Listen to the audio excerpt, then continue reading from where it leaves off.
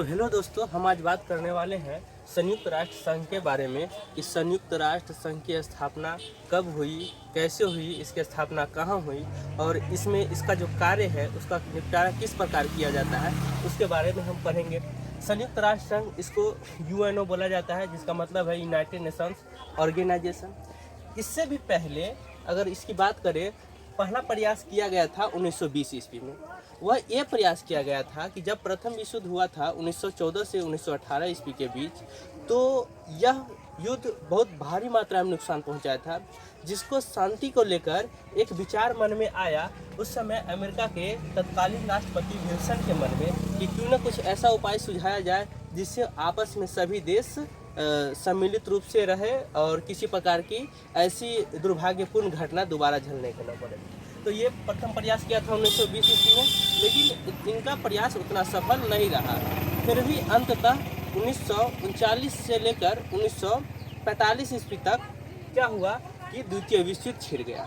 लेकिन फिर भी क्या हुआ कि उसके उपरांत भी अब ये सोचा गया कुछ ऐसा ठोस कदम उठाया जाए जिससे अब तृतीय विश्व होने की संभावना न हो, और यही सोचकर यह प्रयास किया गया और संयुक्त राष्ट्र संघ की स्थापना किया गया 24 अक्टूबर 1945 ईस्वी को।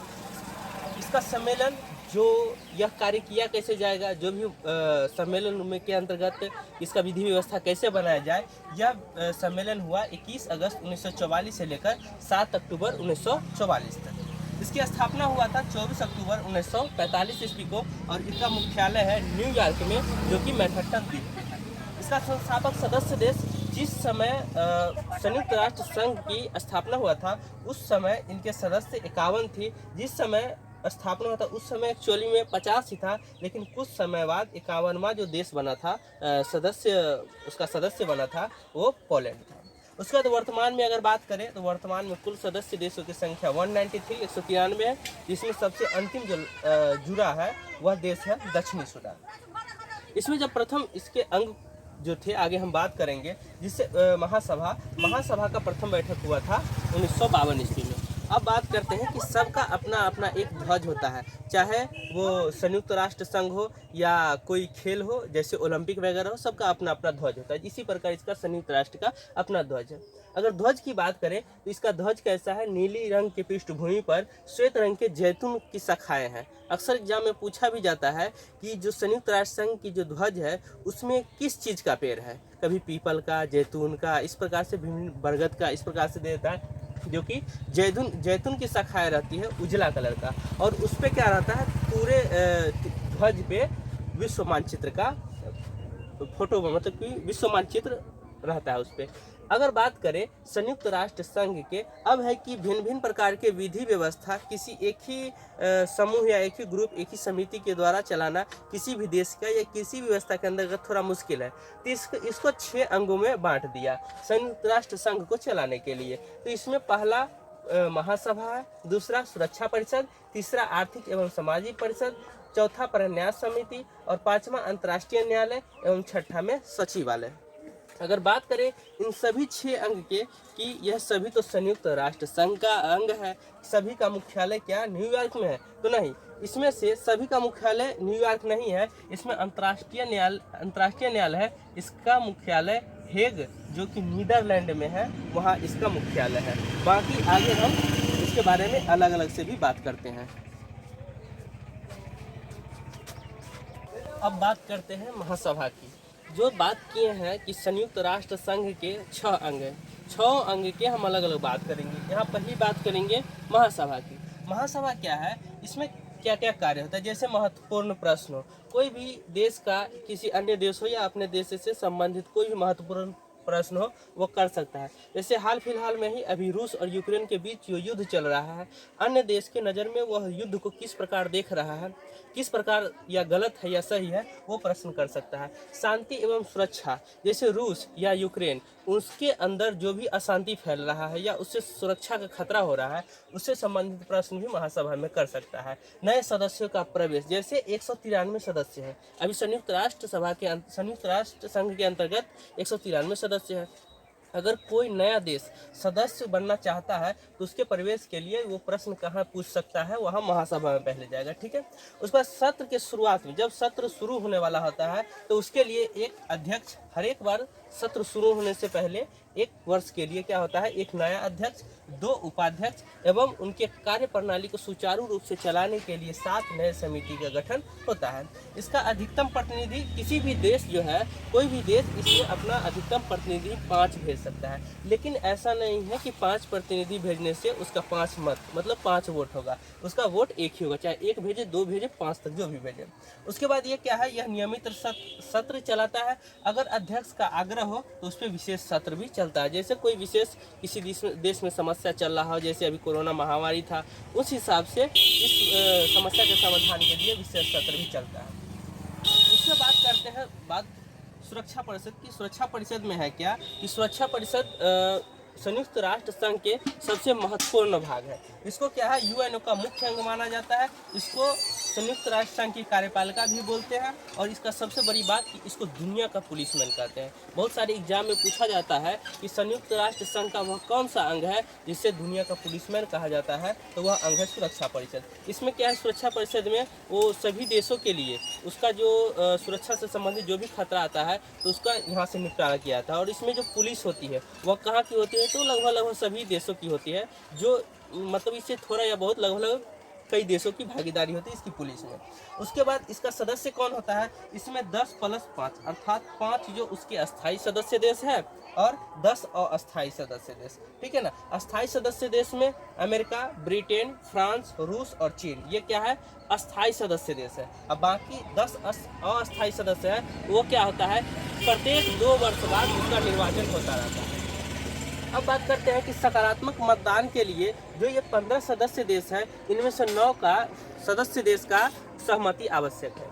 अब इस 9 देश में से क्या होनी चाहिए कि 5 जो अस्थायी सदस्य है उसकी अनिवार्यता है।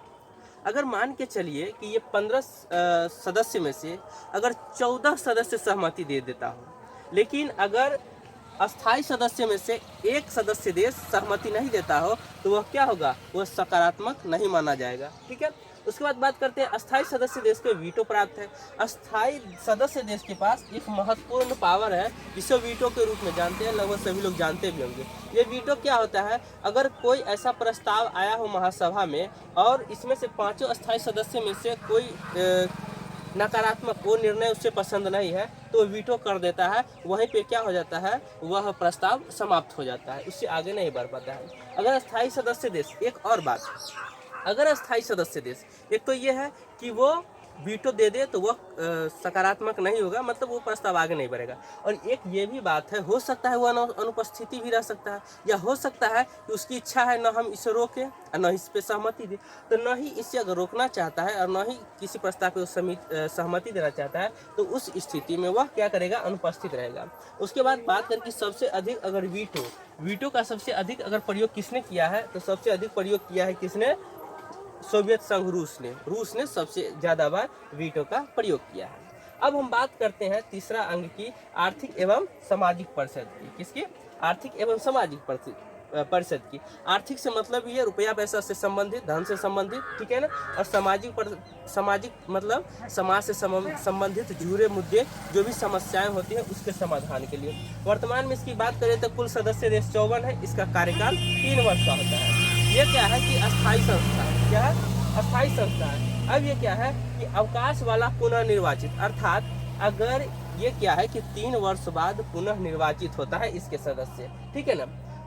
है क्या कि जो पिछले बार सदस्य रहा है उसका कार्यकाल 3 वर्ष मतलब पूरा हो गया। अब वो चाहता है कि फिर से निर्वाचन के लिए हम भागीदारी दें, तो वो क्या है, वो वापस फिर से दे सकता है, वो दोबारा भी चुन सकता है। अब क्या है, आर्थिक और सामाजिक जुड़े मुद्दे को निपटाने के लिए कुछ संगठन बनाए गए हैं, जैसे ILO अंतर्राष्ट्रीय श्रम संगठन, FAO food and agriculture organisation, और यूनिसेफ है जो कि बच्चों की सुरक्षा के लिए है, और यूनेस्को विश्व विरासत के लिए। तो ये सब क्या है कि जैसे लेबर है, सामाजिक मुद्दे में क्या है, स्थिति खराब किसकी होती है, जो लेबर है, मजदूर टाइप के लोग हैं, जो मजदूर लोग हैं उसकी स्थिति उतनी अच्छी नहीं है, जो रोजगार में नहीं है वो लोग की स्थिति अच्छी नहीं है। उसके लिए क्या है, आईएलओ बनाया गया, जिसके अंतर्गत अगर उसे कोई समस्या आती है, जैसे विदेश में मजदूर काम कर रहे हैं, इस देश के मजदूर उसमें काम कर रहे हैं, तो उससे अगर कोई समस्या है तो इसके अंदर उसके लेकर कोई आवाज़ उठा सकता है। फूड एग्रीकल्चर, जैसे बहुत ऐसा महामारी आ जाता है किसी देश में, फूड भोजन की कुछ कमी हो जाती है, बहुत सारी स्थिति खराब हो जाती है, ठीक है ना, तो उसको पूरा करने के लिए FAO, यूनिसेफ बच्चों के देखभाल के लिए, और यूनेस्को विश्व विरासत स्थल के लिए किया जाता है।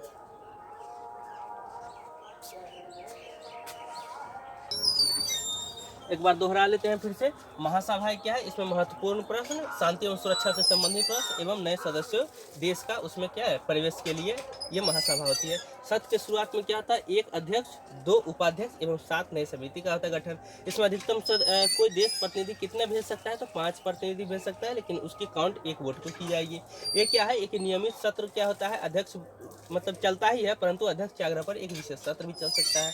दूसरा बात किए थे सुरक्षा परिषद का, यह क्या है, वह उसका संयुक्त राष्ट्र संघ का मुख्य अंग है। इसमें यूएनओ का मुख्य अंग कहा जाता है, इसे कार्यपालिका भी कहा जाता है। सबसे महत्वपूर्ण बात की इसे दुनिया का पुलिसमैन कहा जाता है। इसमें सदस्य देश 10+5 मतलब 10 अस्थायी सदस्य देश और 5 अस्थायी सदस्य होती है। 5 अस्थायी सदस्य में कौन कौन है, अमेरिका, ब्रिटेन, फ्रांस, चाइना, रूस, ये है। उसके सकारात्मक मतदान के लिए क्या है कि सकारात्मक मतदान के लिए कम से कम 15 में से 9 सदस्य देशों का सहमति आवश्यक है, लेकिन उसमें भी अगर 14 भी सदस्य देश हो जाए, लेकिन इन 5 में अस्थायी सदस्य में से कोई एक की सहमति नहीं रहती है, तो वो क्या होगा, वो सहमति सकारात्मक नहीं होगी। अस्थायी सदस्य देश क्या है, वीटो प्राप्त है, उसी वीटो के अधिकार के कारण क्या है 15 में से 14 के सहमति के बाद भी वो क्या है सकारात्मक नहीं हो पाएगा।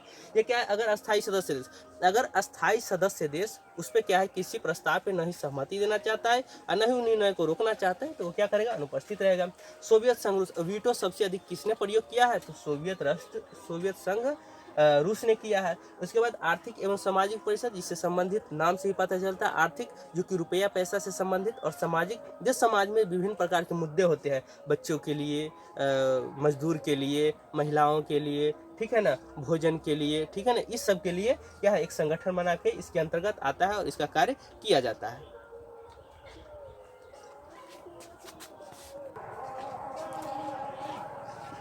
चलिए हम आगे बात करते हैं कि चौथी समिति है वो है परन्यास समिति। ये क्या है कि परन्यास समिति से मतलब ही है न्यास, मतलब क्या, दान या कुछ ऐसे हेल्प करना।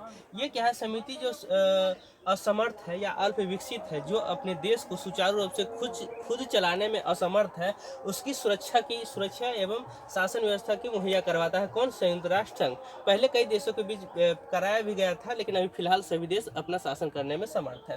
इस न्यास का भार जो दिया गया था दूसरे देशों के लिए, इसको दिया गया था ऑस्ट्रेलिया, न्यूजीलैंड, ब्रिटेन और अमेरिका को दिया गया था। इसमें 5वां अंग है सचिवालय। सचिवालय इसमें ऐसा अंग है जो संपूर्ण कार्य को सहमति के बाद अंतिम रूप से जो क्या बोले तो फाइनली जो होता है वो काम क्या करता है, कौन करता है, तो महासचिव करता है। कहाँ से पूर्ण हो पाता है, तो सचिवालय से। अंतिम जो आदेश पूर्ण होता है वो सचिवालय से होता है। ये करवाते कौन है, तो ये इनका प्रमुख करवाते हैं जो महासचिव होते हैं। इनका कार्यकाल होता है 5 वर्ष का। अगर इनको दोबारा निर्वाचित करना चाहे तो किया जा सकता है, लेकिन इसमें 7वां और 8वां जो महासचिव थे वो 2 बार निर्वाचित हुए, लेकिन खुद से वो अंत में पद त्याग दिए।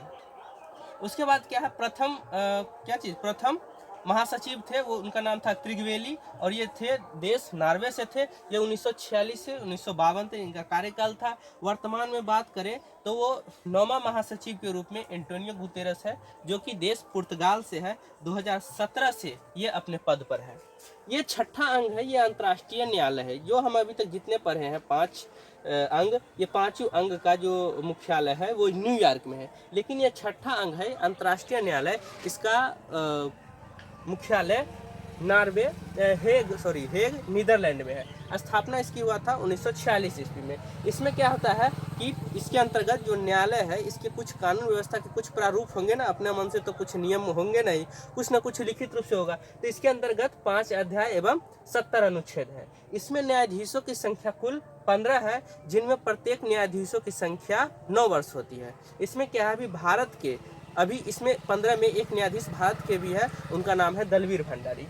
प्रत्येक 3 वर्ष बाद 5 न्यायाधीश का अवकाश, मतलब प्रत्येक 3 वर्ष बाद क्या आता है, 5 न्यायाधीश का अवकाश हो जाता है, उनकी जगह पे नया आता है, फिर ऐसे प्रक्रिया चलती रहती है, प्रत्येक 3 वर्ष बाद ये होती है। एक ही देश के 2 न्यायाधीश, मतलब कि एक ही देश के 2 न्यायाधीश कितना भी अच्छा हो तो वो निर्वाचित नहीं हो सकता है, एक बार में एक ही देश के निर्वाचित होगा। ये 15 में से, ये अपने आप में 15 में से एक को अध्यक्ष और एक को उपाध्यक्ष चुन लेता है। इसके अंतर्गत जो कार्यकारी भाषा है, संयुक्त राष्ट्र संघ के अंतर्गत ही जो कार्यकारी भाषा है वो अंग्रेजी और फ्रेंच है, लेकिन इसमें अन्य भाषाएं जो है बात किया जा सकता है वो रशियन, स्पेनिश, अरबी और चीनी है। चीनी भाषा को मंदारिन भी बोलते हैं। तो कुल मिला के 6 भाषाएं हैं।